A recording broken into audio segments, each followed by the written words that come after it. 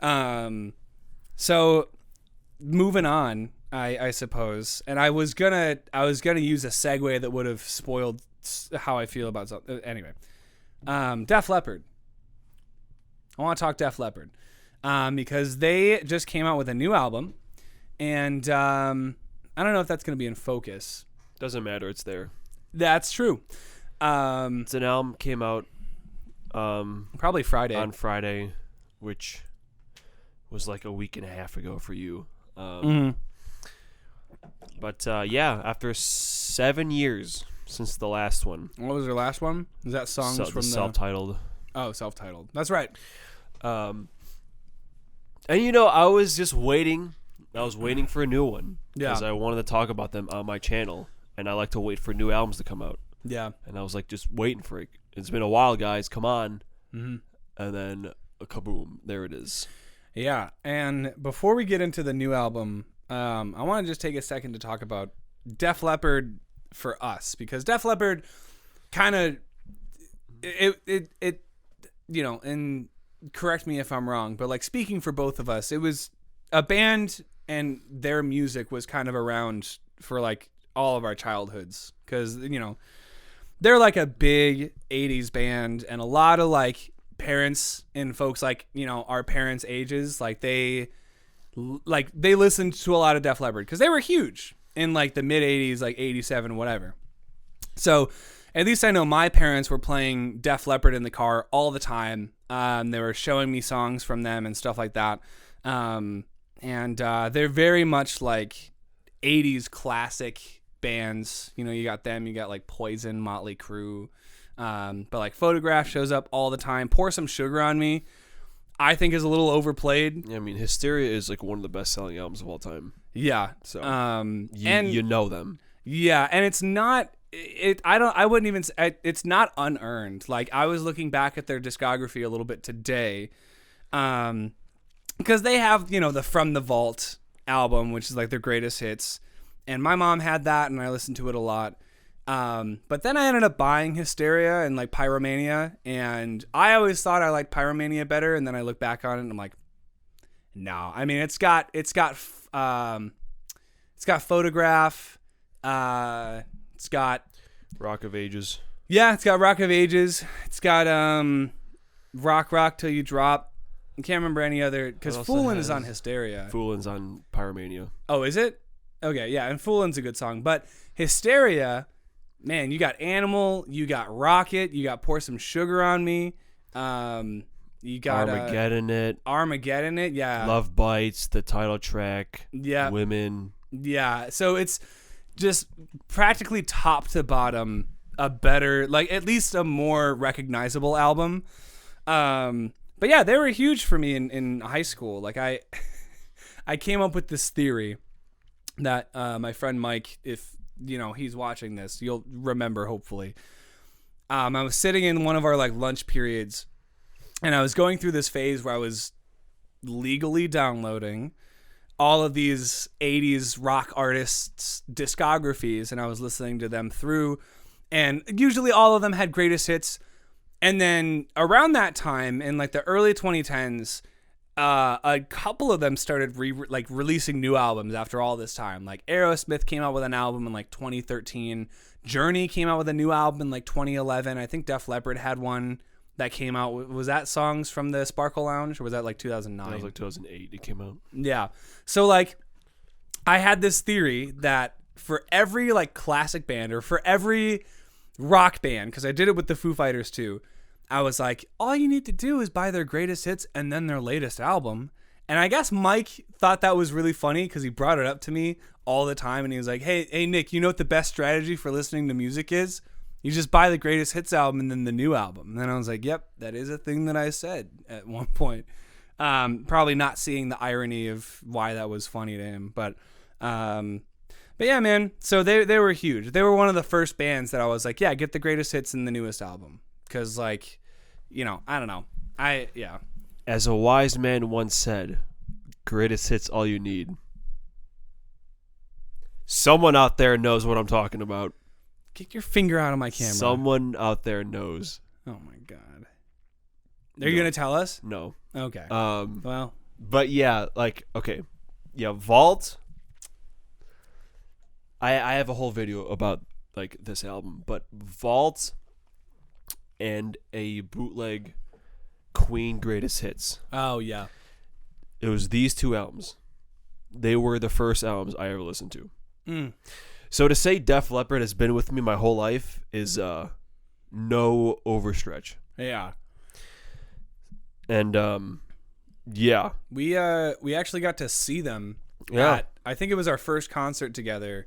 It was about 10 years ago now. We saw them at Allstate. Yeah, and we got to see Def Leppard was headlining. We also saw Lita Ford and Poison. And which that pop filter just blew up. Yeah, a lot of plosives. Yeah, and Poison I had first heard of through Guitar Hero 3. Talk dirty to me. Which was a cover, I think, right? I think so. Yeah. But it was a fine song, and then they did Every Rose is a Thorn, or Every Rose has its thorn, which I ended up stumbling across because it's one of the only, like acoustic 80s hair metal songs that like got really popular. As another wise man once said, oh my God, you can like Europe, you can like Winger, you can like 80s Whitesnake, but you cannot like Poison. I like Unskinny Bop. I think Unskinny Bop is fun. Okay, I'll tell you, that was from Michael Ackerfeld from Opeth. Is that why the accent? Yes. Who, not to get off topic, but that man is the king of stage banter. Oh, I think I told you, but like if you yell something out to him and he hears it, he will respond to you. Huh. Like every time. There was a guy who gave him his like EP at the show I just went to see. And what happened? Because he yelled out, "Michael, we listened to my album?" And he was like, "Come again?" And then they had a whole conversation, and he gave him like his EP to listen to. Oh shit! So, and it was some random show. He was talking about how you cannot like Poison, but you can like all these other bands. 80s Whitesnake, which is kind of funny. Yeah. So they were fine, and Lita Ford was fun. I wasn't really familiar with her music. But when it came time to see Def Leppard, boy, was I hype. Boy, was I so excited. Because it was one of my first, like, rock band shows. Yeah, that was my second show, because I saw Iron Maiden first. That was my first show, but Def Leppard was the second one. Yeah, and I think it was my first indoor concert, too, which definitely hits a little bit different. Like, outdoor shows are fun. Indoor shows, I don't know how to describe it. I think it's probably has something to do with the acoustics in the venue, but I don't know. It's sort of like it hits a little bit different because the sound is like staying inside with you the whole time. So like it feels like you're in it, and it was really fun. And there were a lot of songs that I was like screaming to, and there were also a lot of songs that I filmed in their entirety, and you could hear me singing in the entire video, which is not cool. Because then you look back and you don't realize it at the time. When you look back and you listen to those videos, it's only you. You can only hear you singing. Yeah. So it's like you go to post it on Facebook and then you start getting really self-conscious about the video because it's just your voice and you can't hear yourself singing, so it's really off pitch. Oh man, it's the worst. But yeah. But yeah, man. Have you heard other albums? Not all of them. I think I might have gone through all of them in their most, not in their entirety, but like most of the songs I listened to. I remember listening to a lot of X.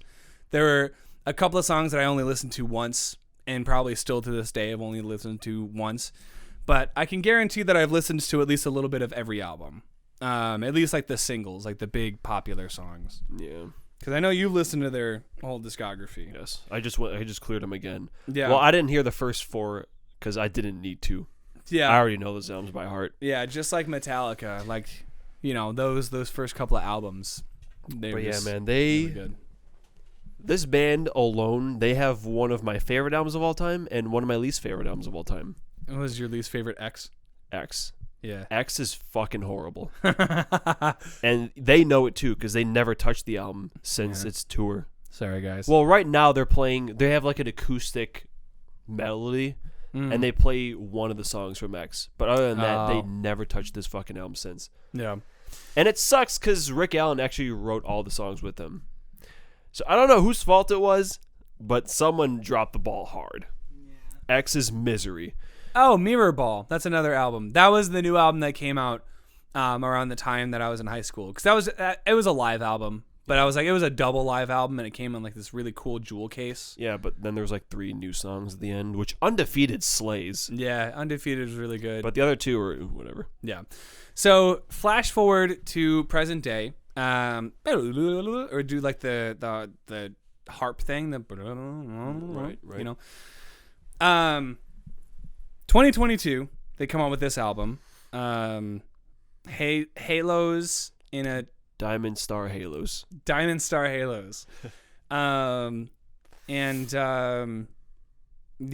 What did you think? I want to hear what you think. This is my 3rd time through this thing already. Okay. So, I mean, I thought it was solid.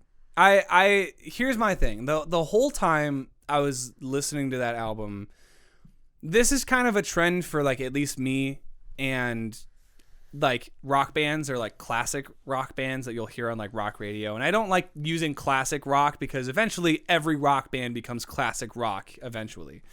But this is kind of what happens to a lot of those like 80s and like 70s bands where you reach a point where you can go on tour literally at any time because you have a set full of singles and hits and crowd favorites. So every new release, there's not really a big pressure to write something that's like new or like catchy or anything like that. And obviously, you know, the artists, like, they're going to want to write stuff that they like. But I've always kind of got the idea. I've always gotten like the idea that these bands that are putting out these albums, they're not really worried about like radio play. They're not really worried about how this is going to fit into the set because again, they already have their whole 3-hour, 2-hour set pretty much mapped out. So I listened to one of these albums that come out and I'm usually not really expecting much, but this album had a couple of moments that I really, really liked. Granted, I don't think they're reinventing the wheel here. I don't think there's anything on this album that like they haven't tried before, they haven't done before. 'Cause again, like what are they going to do? Put out like an EDM, like an electronic album, no, absolutely not. But, when that happens, you kind of run the risk of putting out songs that kind of sound like diet versions of songs you've already released. But in this case, I feel like this album had mostly like solid tracks with only like 1 or 2 that I listened to that I was like kind of bored with. I'm trying to see the set. Namely, This Guitar. Yeah, This Guitar I don't like. This Guitar I don't like at all. I like Alison Krauss. I like the quality of her voice. And I get it. Like she's a good singer to collab with, but I don't know if Def Leppard was at all influenced by Robert Plant because Robert Plant, lead singer of Led Zeppelin, he put out an album or a couple albums with Alison Krauss, but one of which like got a lot of like Grammy nominations and wins and like a lot of award season buzz. So maybe it was someone on their team that was like, hey, maybe you should collab with Alison Krauss. She likes working with old like rock band singers. I don't know. I could be wrong, and Allison could be really good friends with either like Joe or the other members of Led Zeppelin. You mean Def Leppard? Yep. You got Vivian. You got Vivian Phil. Campbell. You got Phil Collin. Rick, One Collin. Other Rick. Rick Allen. Rick Savage. That's right. And then Joe Elliott. And they sound good. Like they still sound really put together as a band. And I will say the best thing that any of these albums do, like any of these new albums of older bands, the best thing that can be done or can be said about these albums is how much low end they bring to the table. Because there are a couple of songs on this album where you can tell, is it Vivian that plays bass or does he play one of the guitars? He's guitar. Rick Savage is bass. Rick. Yeah, there are a couple of songs where Rick, I can tell, is either using drop tuning or a 5-string because he goes down to those really, really low registers. And it sounds really cool. There are other moments where I'm trying to figure out what makes Def Leppard sound like Def Leppard. And for me, it's the harmonies. The backup vocals. Yeah, the backup vocals. Because there are some songs on here otherwise that don't have those backup vocals in a lot of places that From Here to Eternity, probably one of my favorite songs on the album, but it sounds very Queen-like to me. It doesn't really remind me of like Def Leppard or like Open Your Eyes. I really, really like because that's the one with the cool bass line in the beginning. There's another song that like straight up sounds like if Foo Fighters were around in the 80s. Like this is the kind of music that they would be writing now. So I don't know if that was a byproduct of maybe their management team or their, creative team, like pressuring them into writing songs that kind of sound like other artists, or maybe if it was just a byproduct of these guys like listening to modern rock radio and asking themselves like, okay, how can we stand apart? Like, how can we write different songs? Which isn't to say that it's a bad thing. It just reminded me of those other artists. And that's why I had to start thinking like, what makes this Def Leppard? Like, what makes this sound like a Def Leppard album? But like I said, for the most part, it was a fun ride. And although I think 15 songs is a little long, obviously it's been 7 years. It's like, yeah, fill it up. Yeah, right. So like, I can't blame them for that. But would I consider it like in the top, 5 or like maybe 10? Because how many albums do they have in total? 11. That's it?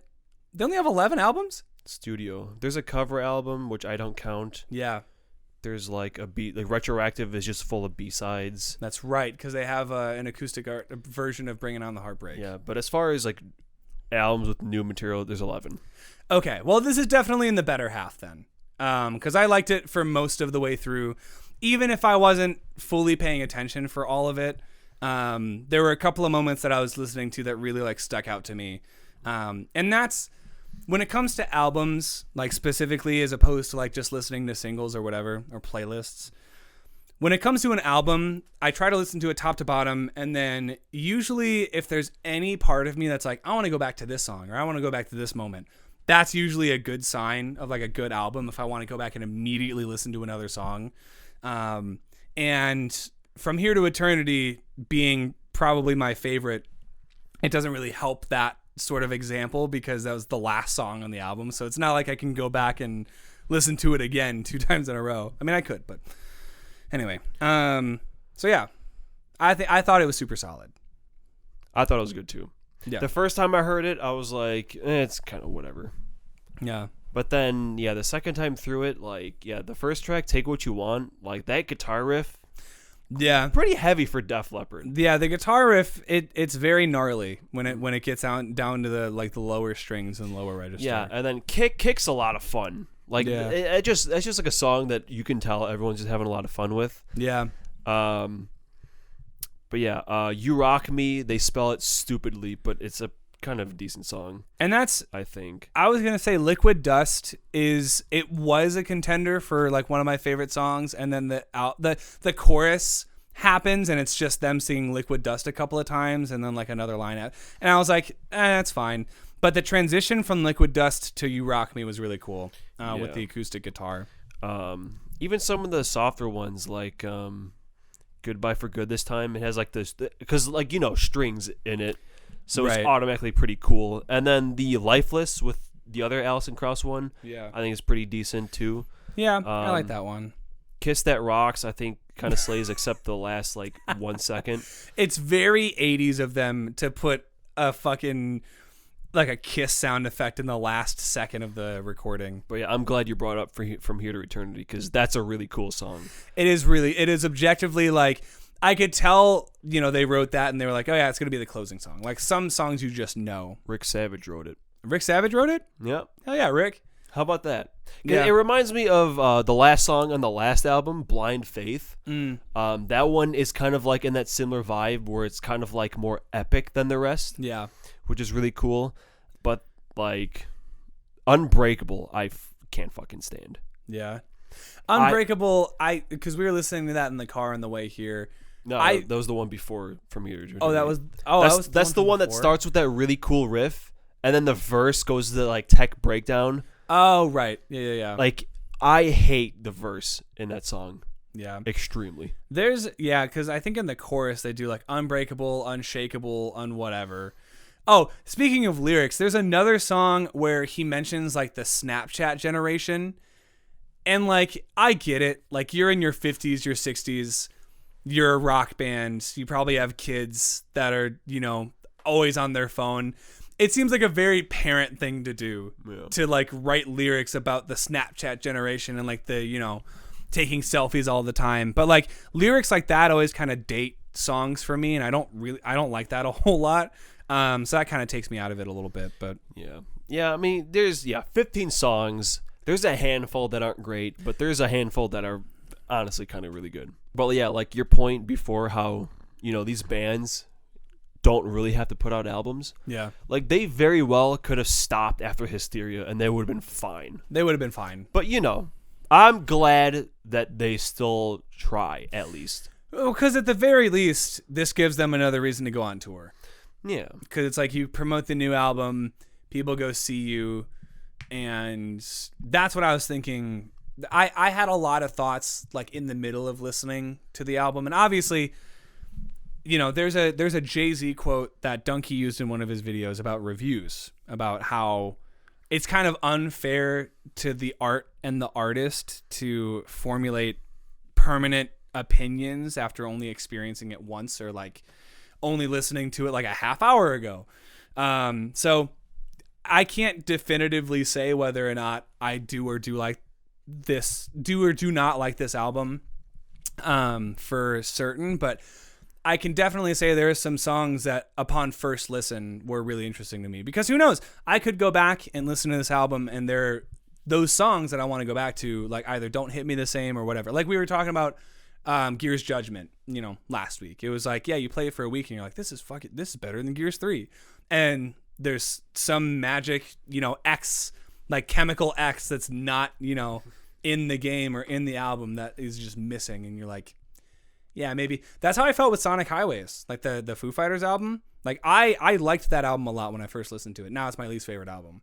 So it's like, you never know. But as far as first impressions go, I like it. I'd listen to it again. But it's not going to be in my stereo on repeat. Yeah.